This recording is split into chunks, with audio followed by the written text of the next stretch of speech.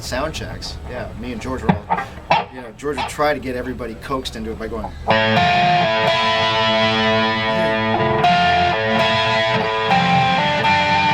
mean, he'd walk around in circles.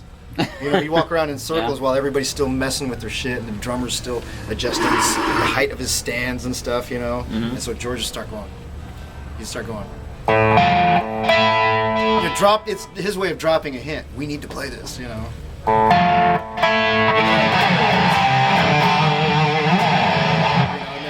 And he and I were,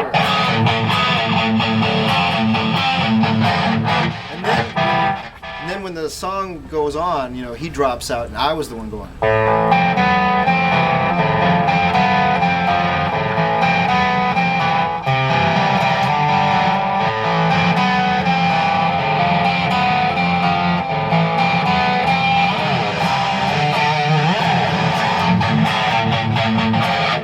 Today with Gerry Ganaden, the famous or infamous, however you want to call it.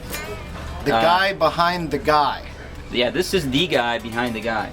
So now Gerry has probably got more info about the Lynch era / Dokken era stuff than we would ever even probably want to know.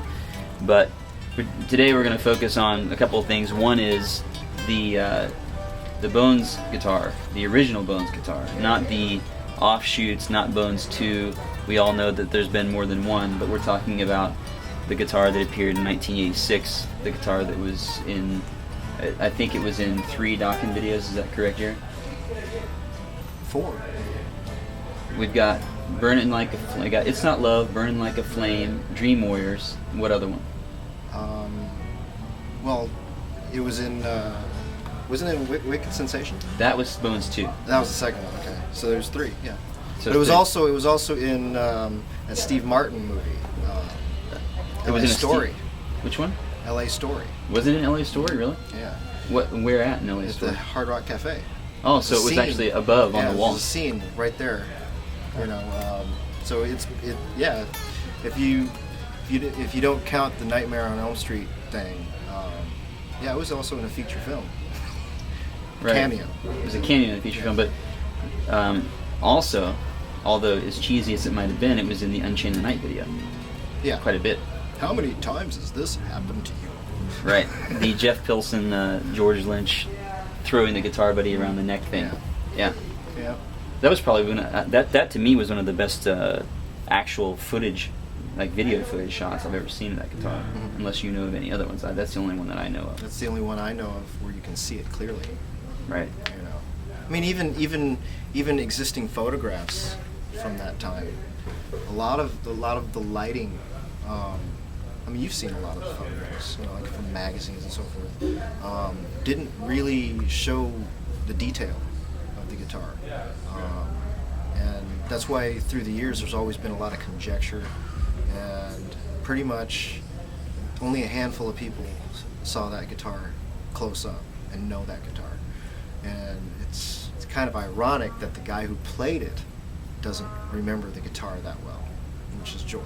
You know, I mean, for as long as I've known him, you know, or as well as I'm acquainted with him, you know, things are fleeting with him. So, you know, as memorable as that guitar has been to the rest of us, you know, it was a very short period of time in George's hands. So that's why it was about a year. Like a year and a half, 2 years. The guitar began. It almost seems like it was a bet, you know. I mean, it was an offshoot of a guitar that George had played previously, which was Kramer Beretta, and George had just started a somewhat of an endorsement with Kramer, and that Beretta, you know, it had a skull with a rose going through its teeth. And it was part of their standard graphic series, you know. You know, Frog, who was a neighbor of George's at the time, Frog, you know, thought he could do a better job than just a little airbrush painting. And so George basically gave him the guitar and said, "Here, have at it." And if you've ever seen that guitar, I mean, that guitar still exists. I think it's at the offices at ESP. They made a clock out of it. Oh, really? Yeah, there's a clock right here. That's funny. But so what is that? What you see in that guitar was the first attempt at ribs, and they're cut out. Okay. You know, but the problem with doing that was when you played it, your skin would get caught where the pieces come together. You know, your skin would get pinched right there because there wasn't any black here. It was open air right here. Oh wow! Oh, wow! And that's what Frog attempted to do, was make ribs out of that, but then it was kind of dangerous. All right, so then getting an actual Strat body, it was a Warmoth Strat body, you know, and then drawing it out on paper, trying to conceive this thing that Frog originally wanted. He wanted it to look like a pile of bones or like bones assembled in some kind of order. I mean, right? I think he told me it was a National Geographic picture that inspired him. And right, it's laying in the sand, like when excavating, right? So then when you know how those archaeologists will take brushes and brush away the sand to reveal bones or some kind of relic, right? That's what it's supposed to look like, and that's what he was going for here. But it has to look like it's been disturbed. So you have the vertebrae, but no neck. But the skull is still where the vertebrae would be. And then the ribs here, but it's not directly below the vertebrae, or alongside the vertebrae. So it looks like a skeleton that's been disturbed. But then you add in the finger bones, now it looks like it did it to itself. Now an interesting thing that I was told directly by Frog himself, and you can confirm or deny this, is that he said that the fingers on that guitar are, and I saw him hold one of these blanks, and they were pretty much exactly like his finger size or whatever. Yeah. So he had told me that those were his fingers that he used as a point of reference to actually to carve those that way. Because what was here on the original, like what you can see here, you know, is the basic Strat shape. I mean, you can see it better from the back, right? So what it was, you know, he held the guitar like this, you know, and then by looking down at it, you know, he was trying to get other ideas in here, and then he just saw his own hands right here, and that's when he came up with the idea, you know. So those were his actual hands holding the guitar, and then replicating that. And what these were, what this was, and what the finger bones were cherry wood. And that cherry wood, it was the blocks that held his boat in place on his driveway, because the boat was on a carrier trailer, right? And then you put blocks behind the tires so that it wouldn't roll, right? Yeah, it was a couple of blocks that were holding the trailer in place on the driveway. And then, so he went out and got the blocks and then just chopped them up and stuck them on the body. And jigged them onto the body. But yeah, those originally had been out there with the boat. See? Now, who would have ever known that? That's crazy. Yeah. Was that the same with the skull on the guitar? Yeah, the skull. Yeah. The skull and this were cherry wood. The original Bones guitar once held Frog's boat trailer in place. Yeah. Yeah. That's a good one. Yeah. That's Now, didn't some of the wood start to separate on the guitar? It was up here, and that primarily was done during the filming for that Burning Like a Flame video, where they're on the fire truck. You have to understand they're in Boston, and they're getting ready to do the Aerosmith tour, and it was like 30 below zero, and you know it cracked. You know where the wood was joined on here, and the glue, and then on top of that the paint and everything right back here. You know, and so when it cracked, you know, now when you went like that, there's a definite rattle in it. And so then when you did like this, yeah, you heard it through the guitar.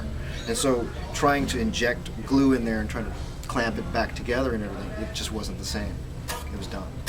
And then also these started to separate. So when you see photos of, you have them, you know, of the original Bones guitar, yeah, you could see the separation going on. And I'd imagine that by now, I mean, 20 some odd years later, its tone is probably gone. You know? But a lot of it was due to that weather, you know, when they took it out there. Because when you have to understand that Frog was an artist. He's not a guitar player. He doesn't really know much about wood resonation and all that other stuff. So when he put it together as a piece of art, and it wasn't like how we know it as a guitar, you know, properties that a solid body electric guitar would need to have. so you know. And that's why when the second one was conceived, it was done out of a single piece of maple, you know, no jigged on pieces or anything like that. And that was more difficult for him to make. Yeah, I noticed it was flatter. It was missing a little bit of that same ghouliness charm. Because lightning never strikes twice. Yeah. You know, you can't. So when something's cool, you can't do it again. You can't have that first time twice. Unless you're, you know, some crazy guy that decides to remake it. Yeah. Well, also technology. Yeah. You know, technology the way it is now. You know. So what have you got in your hands right there? This is a guitar that was duplicated using the original, which now is in its final resting place, Punta Cana, which I was told might change with the opening of the Hard Rock Cafe in Hollywood, on Hollywood Boulevard. It may go there, but yeah, that guitar's there, and